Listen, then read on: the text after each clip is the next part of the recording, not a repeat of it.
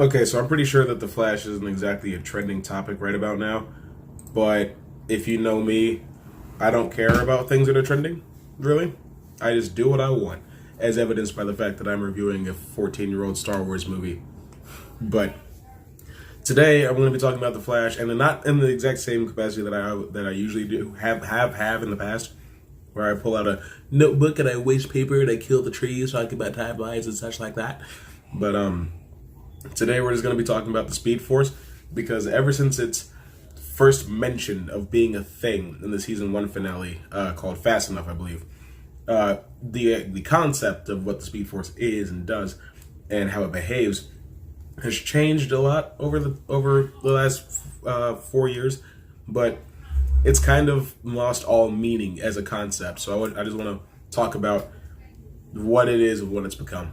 Now, in the comics, what the Speed Force is pretty complicated. Actually, it's a force, obviously, but it's like a dimension that's a lot like Earth, but it exists outside of the Earth. Like, it's basically like Earth atmosphere Speed Force, essentially, and it regulates kinetic energy to be used on that Earth, and is basically safeguarded by the existence of speedsters, which is why it kind of like always existed, but it became a tangible thing when Barry Allen was struck by lightning, which is why it created the time loop for him to become the lightning bolt, get sent back in time, and strike himself. I didn't make that up. I didn't write that at all. Luckily, that's been retconned out. However, essentially, as long as there is, not even necessarily just Barry Allen, as long as there is a speedster, the Speed Force is being protected and can continue to do its job. But it can be exploited, like how the negative Speed Force came into existence by the Reverse Flash, messing around with things and eventually creating the negative Speed Force. That is also a concept on the show, but it's kind of lazy. I'll get to that eventually. Now, when the Speed Force first became a thing on the show, it was more just like this is a pool of energy that you can draw your power from. That's kind of how it rationalized existing. It never really took hold as a tree of life until season 2. When I don't remember exactly how it went down, but Barry. Okay. So in the context of the show, the Speed Force regulates speedsters going through time and time traveling and messing with the timeline and all that stuff. But it hates for speedsters to do that in a way that's selfish or can mess up the timeline in any significant way. So what they do is they deploy time agents called time wraiths. They go around and they kill whatever speedster. But if killing that speedster would mess up the timeline even worse, then they drop a duplicate version of the speedster in that exact same time so that events can play out. Now, how do I know that? Because in season 5, the Time Wraith came and took Zoom out of the timeline, but the things that he didn't get undone, so obviously he either got put back and had his memory wiped of what happened, or they put a copy of him right there where he belongs. I don't know. Same concept with the Reverse Flash, because on Legends of Tomorrow season 2, the Reverse Flash was killed by the Black Flash, which is what happened to Zoom after Time Wraiths came and turned him into a time cop. I don't know.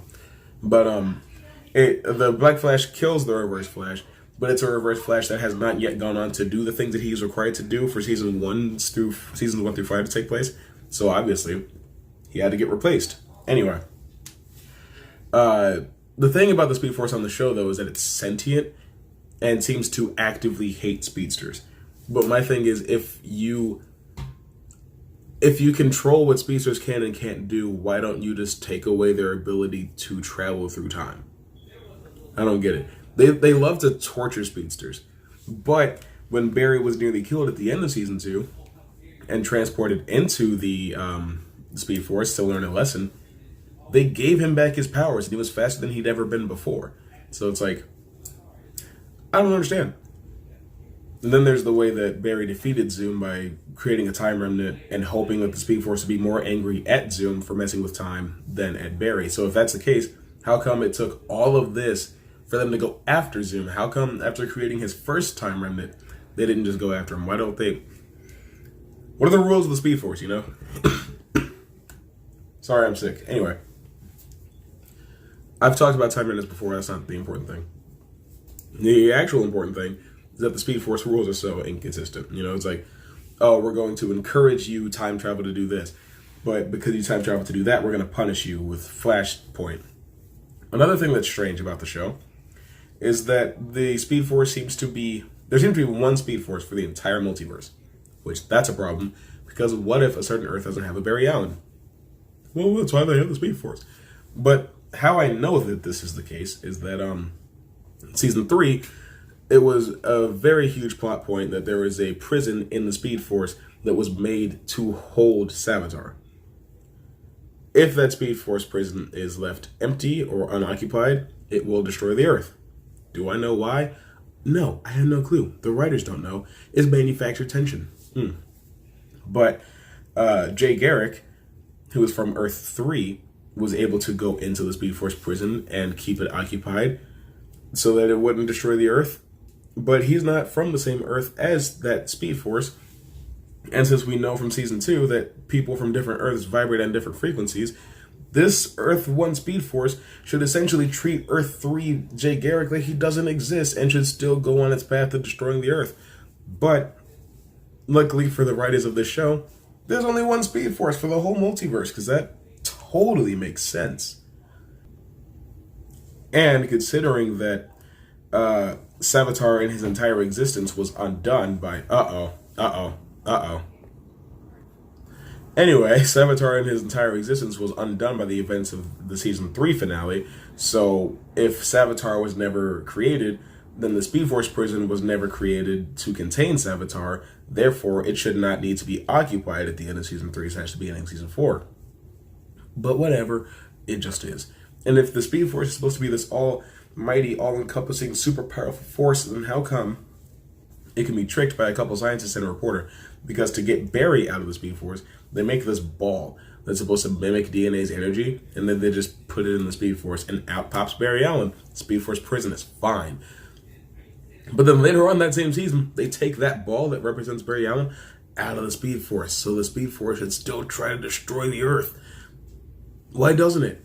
Anyway, the Speed Force is a sentient thing that is always observing the Earth because it regulates the kinetic energy on the Earth.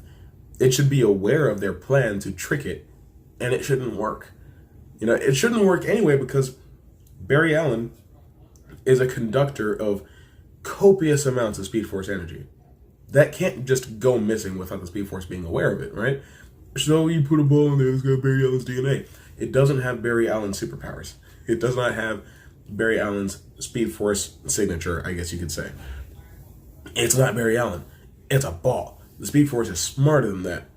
Not even to mention that somehow, what's his name? DeVoe just knew that Barry was going to be coming out of the Speed Force at this exact spot and put a bus full of people on there so that they could become metahumans. I'm not here to talk about season 4. But season 5, as I said earlier, introduced the concept of the negative Speed Force, which exists so that people that harness it can be shielded from the effects of changes in the timeline, like Eobard says about himself. But if that's true, then how come at the beginning of the series, when he went back in time and killed Barry's mother, and the Speed Force thereby stopped existing because Barry didn't exist anymore in the same capacity to create it? Real quick about that.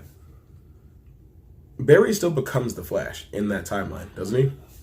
Like, the whole thing was that Harrison Wells doesn't create the particle accelerator until 2024, at which point Barry Allen would eventually become the Flash. What's different? Oh, you blew up the particle accelerator early.